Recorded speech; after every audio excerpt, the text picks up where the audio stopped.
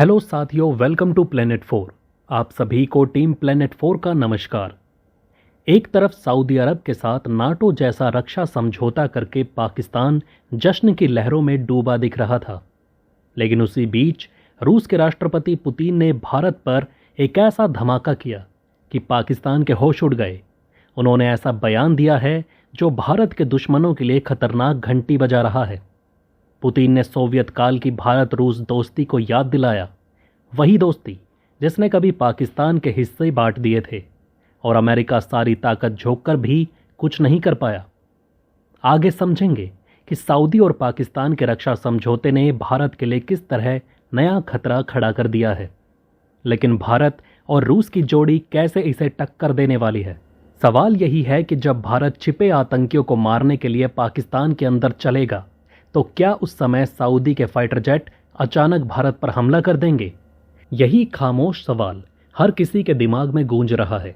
हालांकि सऊदी ने दोस्ती का बयान दे दिया है और हमने इस पर पिछले वीडियो में चर्चा की थी, पर आगे देखना होगा कि क्या सऊदी और पाकिस्तान मिलकर भारत के लिए कोई बड़ा खेल रच पाएंगे, क्योंकि पिछले कई दशकों में हमने देखा है कि पाकिस्तान स्वयं पूरी ताकत लगाकर भी भारत का सामना नहीं कर पाया। अंत में उसे मदद की गुहार लगानी पड़ी, तब जाकर हालात संभले। उधर इस वक्त भारत की सेना रूस और बेलारूस के साथ मिलकर नाटो के खिलाफ जोरदार युद्ध अभ्यास कर रही है। यानी पश्चिम के लाख दबाव के बावजूद भारत और रूस एकजुट खड़े हैं।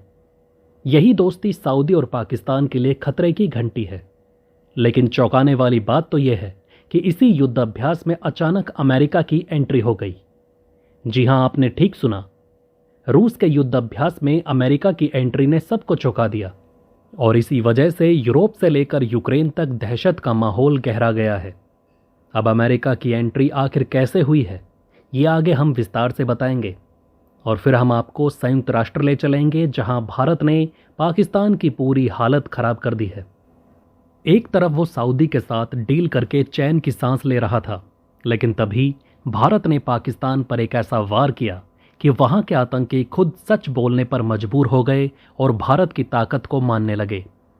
तो चलिए सभी खबरों को जानते हैं बेहद विस्तार से, आसान भाषा में। सबसे पहले पाकिस्तान सऊदी अरब डिफेंस पैकेट के बीच रूस का भारत पर ऐलान सुन लीजिए।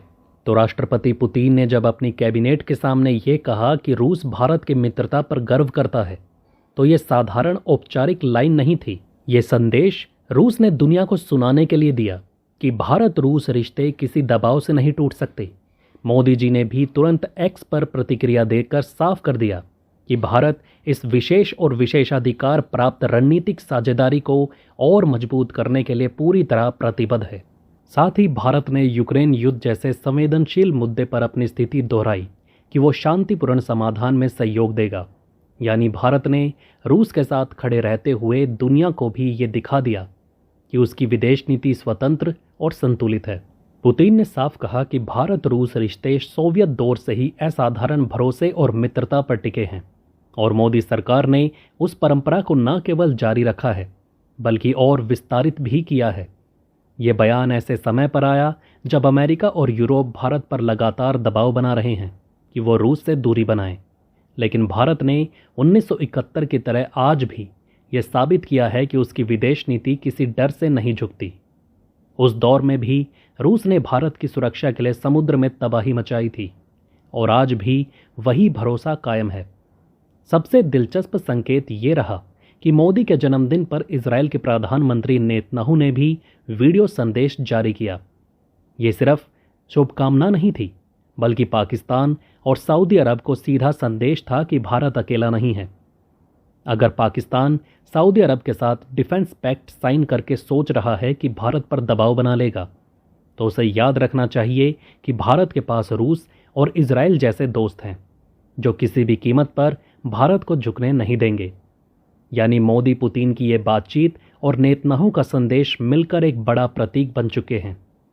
भारत की कूटनीति की ताकत, रूस की दोस्ती और इजराइल का समर्थन मिलकर ये दिखा रहे हैं कि भारत का भविष्य किसी भी वैश्विक दबाव के ऊपर खड़ा है। अब दोस्तों, यहां से आगे की जानकारी आप इस रिपोर्ट में देखिए। धन्यवाद सभी साथियों को टीम प्लैनेट 4 का नमस्कार। एक और बड़ी बात यह है कि पुतिन ने मोदी को जन्मदिन पर फोन करके सिर्फ औपचारिक शुभकामनाएं ही नहीं दी, बल्कि पूरी दुनिया के सामने ये घोषणा की कि मोदी सरकार की वजह से भारत ने स्वतंत्र और संप्रभु नीति अपनाकर अपनी अलग पहचान बनाई है। यानी भारत अब किसी दबाव में झुकने वाला देश नहीं है। पुतिन ने अपने मंत्रिमंडल के सामने भारत की आर्थिक उपलब्धियों की खुलकर सराहना की और ये याद दिलाया कि भारत रूस की साझेदारी पुरानी है और हमेशा भरोसे पर आधारित रही है। उन्होंने साफ कहा कि मोदी की नीतियों ने इस रिश्ते को नई ऊंचाई दी है और यह संबंध किसी भी राजनीतिक सीमा या परिस्थिति से ऊपर है। भारतवासी आज भी याद रखते हैं कि रूस ने पाकिस्तान के खिलाफ भारत का हमेशा साथ दिया और सऊदी की तेल की राजनीति को भी भारत के खिलाफ इस्तेमाल होने से रोका। पहले जब सऊदी अरब अमेरिका के इशारे पर भारत को तेल रोककर महंगाई का झटका देता था, तब रूस ने सस्ता तेल देकर भारत को संभाला और सऊदी की ताकत को कमजोर किया। अमेरिका भी पाकिस्तान का इस्तेमाल करके भारत को डराने और तोड़ने की कोशिश करता रहा, लेकिन हर बार रूस ने भारत को कंधे से कंधा मिलाकर समर्थन दिया। अब वर्तमान स्थिति में पाकिस्तान और सऊदी अरब ने मिलकर डिफेंस पैक्ट साइन किया है, जिसमें लिखा है कि किसी एक पर हमला दोनों पर हमला माना जाएगा। यह भारत के लिए चिंता की बात हो सकती है, लेकिन ऐसे समय में रूस का यह ऐलान बहुत बड़ा संदेश है कि वो हर घड़ी भारत के साथ रहेगा। रूस को यह पता है कि पाकिस्तान इतना कमजोर हो चुका है कि भारत अकेले उससे निपट सकता है, लेकिन इसके बावजूद रूस ने साफ कर दिया कि भारत को कभी अकेला नहीं छोड़ेगा। इसका मतलब यह है कि अगर भविष्य में हालात बिगड़ते हैं तो भारत के पीछे रूस मजबूती से खड़ा मिलेगा और यही भारत रूस रिश्तों की असली ताकत है। साथियों, आगे बढ़ने से पहले आप सभी को बता दूं कि अगर आप देश, दुनिया, डिफेंस और इकोनॉमी की 100 से ज्यादा खबरें एक साथ एक ही जगह पर एक ही समय में फटाफट रोज देखना चाहते हैं तो कृपया हमारे साथ जी चिल्स चैनल पर जुड़िए, जहां हम रोज शाम 9 बजे आपके लिए दुनिया की तमाम सारी खबरें एक साथ लेकर आते हैं। जी चिल्स चैनल का लिंक आपको नीचे डिस्क्रिप्शन या कॉमेंट बॉक्स में मिल जाएगा। अब जरा सऊदी पाकिस्तान रक्षा समझौता और भारत के लिए खतरा जानिए।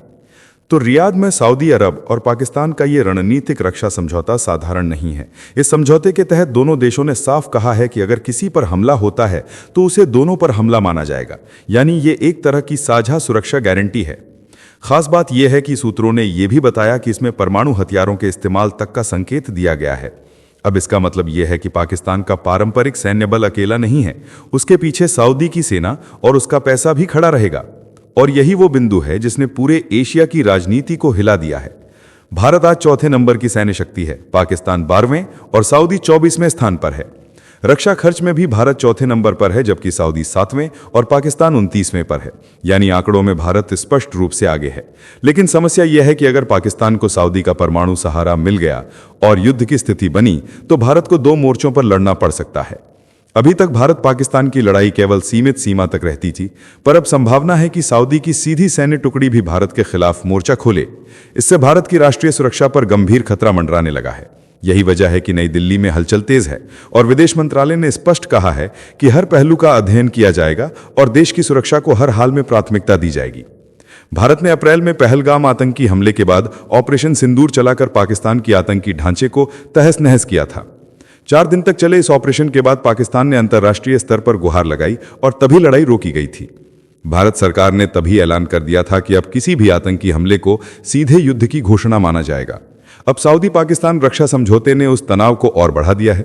इसका असर केवल ईरान और इजरायल पर नहीं, बल्कि सीधे भारत पर है। इसका मतलब है कि आने वाले दिनों में दक्षिण एशिया का माहौल और विस्फोटक होगा और हर आतंकी गतिविधि अब एक बड़ी जंग को जन्म दे सकती है। यह समझौता पूरे क्षेत्र के लिए अस्थिरता का नया अध्याय खोल रहा है।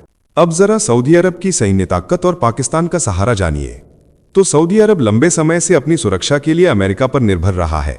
उसके पास अमेरिकी F-15S और F-15C जैसे अत्याधुनिक लड़ाकू विमान हैं। यूरोप से आए यूरोफाइटर टाइफून और जर्मनी से मिले टॉर्नेडो जेट भी हैं। इसके अलावा अमेरिकी थार्ड और पैट्रियट मिसाइल डिफेंस सिस्टम भी उसकी सुरक्षा को मजबूत करते हैं। चीन से मिले DF-3 और DF-21 मिसाइल भी उसके पास हैं, लेकिन ये मिसाइल परमाणु क्षमता वाले नहीं हैं। यानी सऊदी अरब के पास तकनीकी और आधुनिक हथियारों की भरमार तो है, लेकिन परमाणु शक्ति की सीधी पहुंच नहीं है। यही वो खाली जगह है जहां पाकिस्तान आता है, क्योंकि पाकिस्तान के पास पहले से ही परमाणु हथियार मौजूद हैं। अब पाकिस्तान के साथ ये रणनीतिक रक्षा समझौता सऊदी अरब की सोच को बदल देता है। दरअसल अगर कल को हालात ऐसे बने कि सऊदी को परमाणु हथियारों की जरूरत पड़े तो पाकिस्तान उसकी ढाल बन जाएगा। इसका मतलब यह है कि पाकिस्तान की परमाणु शक्ति अब सऊदी के साथ जुड़ गई है। पहले पाकिस्तान की ताकत केवल उसके खुद के इस्तेमाल तक सीमित थी, लेकिन इस डील ने उसकी क्षमता को अंतर्राष्ट्रीय पहचान दिला दी है।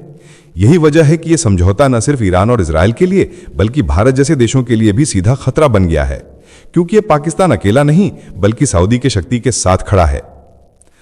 अब जरा सुनिए नाटो की छाती पर भारत और रूस का जोरदार धमाका, जिसके कारण पश्चिमी जगत में दहशत मच गई है। भारत ने रूस और बेलारूस के साथ जिस जापद युद्धाभ्यास में हिस्सा लिया है वो वास्तव में यूरोप और नाटो देशों के लिए सीधी चेतावनी की तरह है।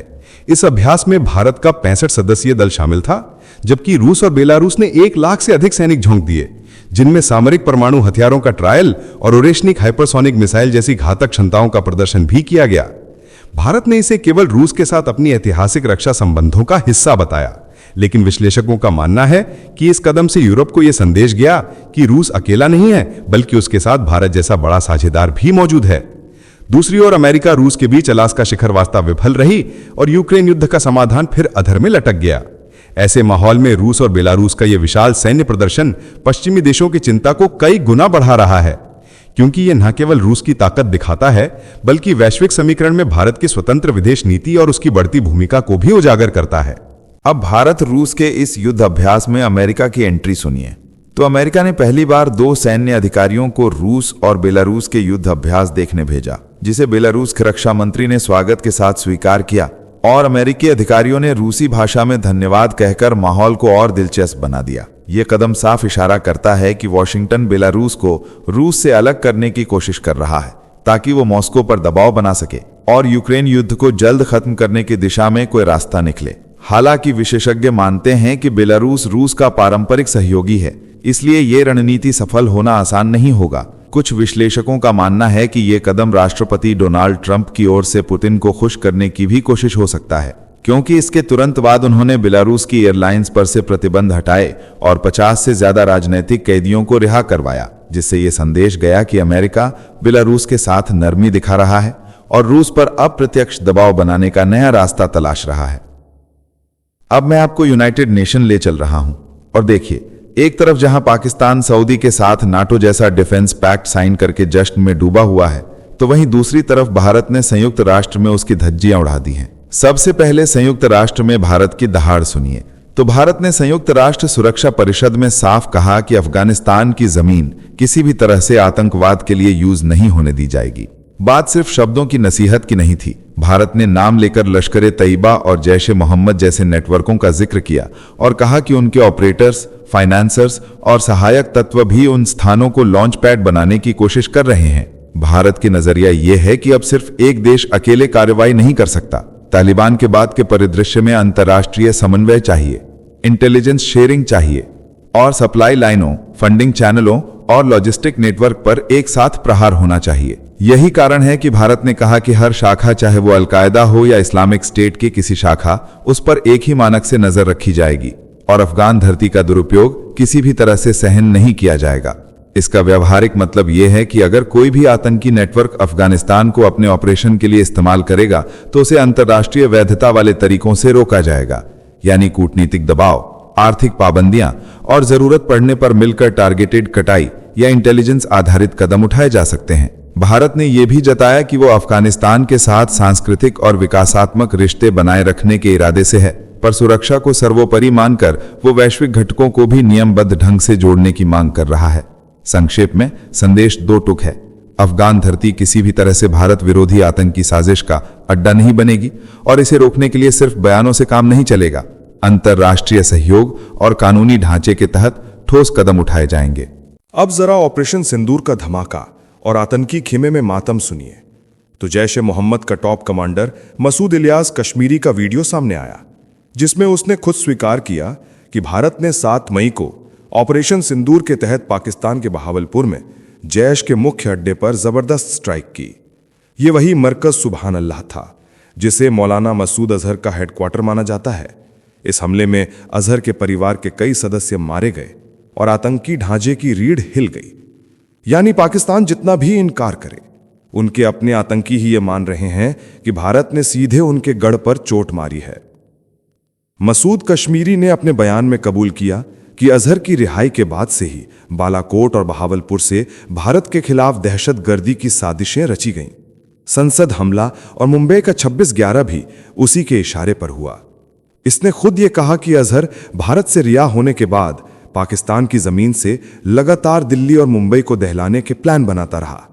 ये बयान भारत के दावे को मजबूत करता है कि पाकिस्तान की धरती आतंकवाद का अड्डा है और उसका सीधा इस्तेमाल भारत के खिलाफ किया जाता रहा है।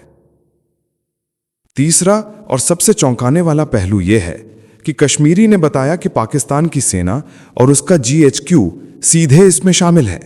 उसने कहा कि बहावलपुर में मारे गए आतंकियों के जनाजे में पाकिस्तानी जनरल्स को खुद शामिल होने का आदेश दिया गया। सोशल मीडिया पर जो वीडियो सामने आए उनमें आर्मी अफसर आतंकी जनाजों को कंधा देते दिखे। यह आदेश पाकिस्तान के आर्मी चीफ जनरल असीम मुनीर की तरफ से आया था, यानी आतंकियों को पाकिस्तान की फौज राज्य सम्मान दिला रही थी। चौथा और सबसे बड़ा असर यह है कि इस गवाही ने पाकिस्तान की दशकों की झूठी सफाई को नंगा कर दिया है। इस्लामाबाद हमेशा कहता रहा कि उसकी जमीन पर कोई आतंकी कैंप नहीं है, लेकिन अब उसके अपने आतंकी ही मान रहे हैं कि भावलपुर और बालाकोट आतंक के गढ़ थे। मसूद अजहर ने उसामा बिन लादेन को शहीद कहकर आतंक की विचारधारा को हवा दी और भारत के खिलाफ जिहाद चलाया। अब पूरी दुनिया देख रही है कि भारत सही था और पाकिस्तान झूठ बोलता रहा। यह वीडियो पाकिस्तान की दोगली नीति पर सबसे करारा प्रहार है और भारत की वैध कार्रवाई को अंतर्राष्ट्रीय स्तर पर मजबूत आधार देता है। अब पीएम मोदी का संदेश सुनिए। तो प्रधानमंत्री नरेंद्र मोदी ने अपने 75वें जन्मदिन पर मंच से एक बेहद प्रतीकात्मक और कड़ा संदेश दिया। उन्होंने कहा कि पाकिस्तान समर्थित आतंकी सालों से भारत की बहनों बेटियों का सिंदूर मिटाने की कोशिश करते रहे हैं, यानी उनके जीवन और भविष्य को छीनते रहे हैं। इसी के जवाब में भारत ने जिस सैन्य कार्रवाई का नाम ऑपरेशन सिंदूर रखा, वो दरअसल दुश्मन को उसी भाषा में जवाब था। हाल ही में सामने आए जैश के टॉप कमांडर के कबूलनामे ने यह साबित कर दिया कि भारत की स्ट्राइक ने आतंक के अड्डों को तहस नहस कर दिया। मोदी ने स्पष्ट किया कि यह नया भारत अब किसी परमाणु धमकी से नहीं डरता, बल्कि दुश्मन को घर में घुसकर मारने की क्षमता और हिम्मत रखता है। उनकी बातों में सेना की तैयारी, जनता का साहस और सरकार की इच्छा शक्ति एक साथ गूंजते दिखे, मानो पूरा देश ये भरोसा दिला रहा हो कि अब भारत किसी भी आक्रामकता का तुरंत और करारा जवाब देने में सक्षम है। इस वीडियो में फिलहाल इतना ही। जल्द मिलते हैं एक और नई अपडेट के साथ। जाने से पहले वीडियो को लाइक करके चैनल को सब्सक्राइब कर लें। धन्यवाद।